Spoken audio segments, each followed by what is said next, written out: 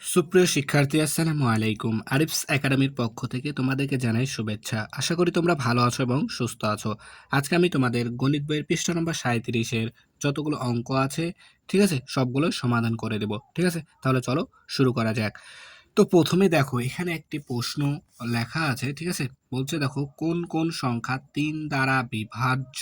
ঠিক আছে, এখানে বিভাজ্য অর্থাৎ কোন কোন সংখ্যাকে 3 দ্বারা ভাগ করা যায়। ঠিক আছে, কোন কোন সংখ্যাকে 3 দ্বারা ভাগ করা যায় সেটাই আমরা আজকে শিখব। ঠিক আছে, তাহলে দেখো এগুলো পড়লে অত বুঝতে পারবে না, আমি তোমাদেরকে বুঝিয়ে দিচ্ছি। ঠিক আছে, তো এখানে দেখো 3 এর সকল গুণিতকই 3 দ্বারা বিভাজ্য। ঠিক আছে, 3 দ্বারা বিভাজ্য সংখ্যা হলো, ঠিক আছে, 3 এর গুণিতক যেগুলো সেগুলো সবগুলোই কি 3 দ্বারা বিভাজ্য।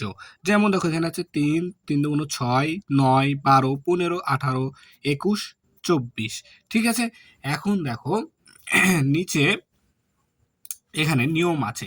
ঠিক আছে, তো আমরা কিভাবে বুঝবো যে 3 দ্বারা বিভাজ্য কি 3 দ্বারা বিভাজ্য নয়। ঠিক আছে, তাহলে দেখো এখন এই যে এখানে যেমন দেখো দেয়া আছে 65/3 সমান সমান 21 এবং অবশিষ্ট থেকে 2। অর্থাৎ আমরা যদি 65-কে 3 দ্বারা ভাগ করি তাহলে আমরা ভাগফল পাই 21 আর অবশিষ্ট 2 থাকে। তাহলে অবশিষ্ট থাকা যাবে? থাকা যাবে না। অবশিষ্ট থাকলে সেটা কি বিভাজ্য নয়। অর্থাৎ ভাগফল আমাদেরকে ভাগশেষ শূন্য হওয়া লাগবে, তাই না? ভাগশেষ আমাদের শূন্য হওয়া লাগবে, তাহলে সেটা হবে বিভাজ্য। ঠিক আছে, আর যদি অবশিষ্ট থেকে যায় তবে সেটা বিভাজ্য না।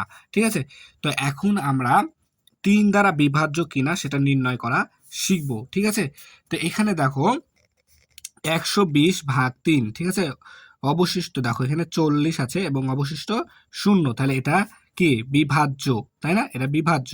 তাহলে এটা এখন আমরা কিভাবে বুঝবো, ঠিক আছে, সেটাই শিখবো। তো দেখো এখানে 120 আছে, তাই না? 120-কে 3 দ্বারা ভাগ করতে হবে, অর্থাৎ 3 এর বিভাজ্য বের করতে হবে, তাই না? তো আমরা কি করব, এই 120 দেখো 3টা অঙ্ক দ্বারা গঠিত না, এই 3টা অঙ্কের যোগফল বের করব। ঠিক আছে, তো 3টা অঙ্কের যোগফল দেখো এখানে আছে 0, তাহলে এখানে 0, আচ্ছা 1 যোগ 2 যোগ 0, তাহলে যোগ করলে যোগফল হয় আমাদের 3। ঠিক আছে, এই 3 এখন দেখো 3 কি 3 দ্বারা বিভাজ্য ভাগ যায় না? 3কে 3 দ্বারা ভাগ করলে 1 হয়, অর্থাৎ 3কে 3 দ্বারা ভাগ করা যায়। ঠিক আছে, 3কে 3 দ্বারা ভাগ করা যায়, তাহলে এটা 3 দ্বারা বিভাজ্য। দেখলা? তাহলে আমরা এভাবে বের করতে পারি।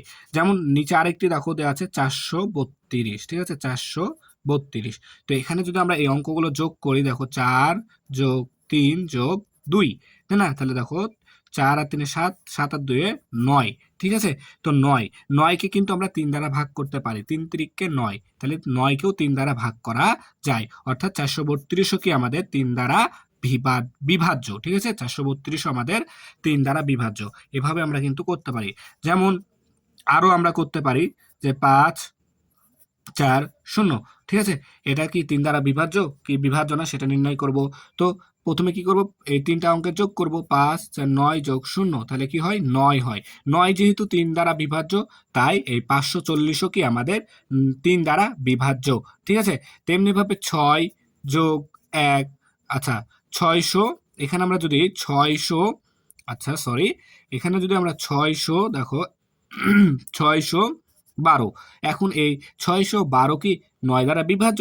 দেখো যদি আমরা যোগ করি 6 আর 1 7, 7 আর 2 9, 9 যেহেতু 3 দ্বারা বিভাজ্য, তাই 612 আমাদের 3 দ্বারা বিভাজ্য।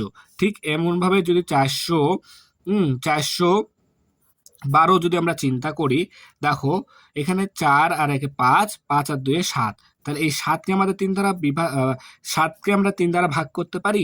পারি না। 3 দুগুণ 6 হয় আর 3 তিরিককে 9 হয়, 7 কিন্তু আসে না। তাই আমাদের এই 412 কি 3 দ্বারা বিভাজ্য হবে না। ঠিক আছে, তো আমরা এভাবে কিন্তু করতে পারি। ঠিক আছে, এই যে এখানে সেটা বোঝানো আছে। ঠিক আছে, তাহলে দেখো এটা কি আমাদের বিভাজ্য, তাহলে আমরা এখানে লিখে দেবো হা। ঠিক আছে, এটাও বিভাজ্য, তাহলে হা লিখে দেবো। ঠিক আছে, সেম হা হা। ঠিক আছে না, এটা আমাদের বিভাজ্য। ঠিক আছে, এখন এই না 1 নাম্বারটা এখন আমরা সমাধান করব। ঠিক আছে, বলছে ভিন্ন উপায়ে 3 দ্বারা বিভাজ্যতা সম্পর্কে চিন্তা করি। ঠিক আছে, তো আমরা এখানে প্রথমে এই সংখ্যাটাকে আগে ভাগ করব। ঠিক আছে, এই খালি ঘরগুলো পূরণ করব। তো দেখো এখানে তিন এক কি এখানে দেখো 3 1 3, তাই না? তাহলে 3 1 3 আসলো, ঠিক আছে? তাহলে এখন যদি আমরা এটা বিয়োগ করি 4 থেকে 3 বাদ দিলে 1 হয়, ঠিক আছে?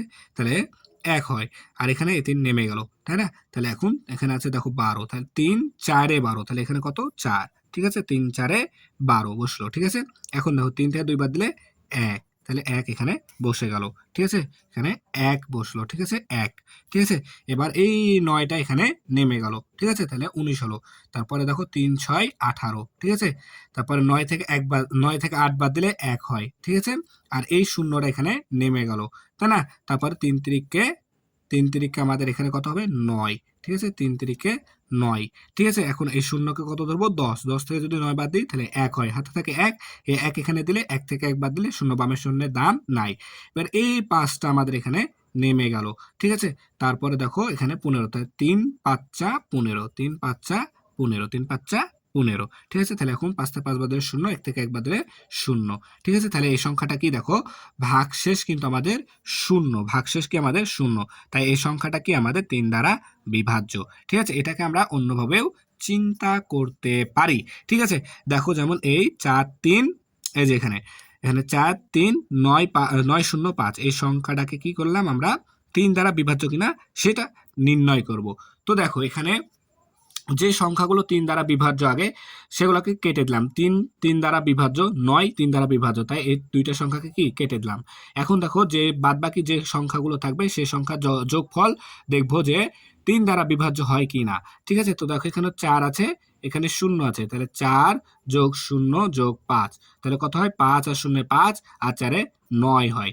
দেখো এই 9 কিন্তু আমাদের 3 দ্বারা বিভাজ্য, এই 9 কিন্তু আমাদের 3 দ্বারা বিভাজ্য, তাই এই 43,905ও কি 3 দ্বারা বিভাজ্য, ঠিক আছে? আবার তোমরা যেটা এর আগে আমরা শিখলাম যে সবগুলো অঙ্কের যোগফল করলে যোগফলটা যদি 3 দ্বারা বিভাজ্য হয় তাহলে ওই সংখ্যাটাও 3 দ্বারা বিভাজ্য হবে। তো দেখো এটারও তাই ক্ষেত্রে এটাও করা যাবে, ধরো যোগ করে যদি 4 আর 3 7, ঠিক আছে? 7 আর 9 16, 16 আর 0 16 আর 5 এ 21, 21 হয়। তো 21ও কিন্তু আমাদের 3 দ্বারা বিভাজ্য, কত 3 7টা কিন্তু যদি আমরা ভাগ করি 3 দ্বারা তাহলে 3 7 21 হয়, অর্থাৎ 3 দ্বারা কিন্তু বিভাজ্য, এক্ষেত্রে এটাও খাটবে কিন্তু, ঠিক আছে? তাহলে আশা করি তোমরা 3 দ্বারা বিভাজ্য কিভাবে নির্ণয় করতে হয় সেটা বুঝতে পেরেছো, ঠিক আছে?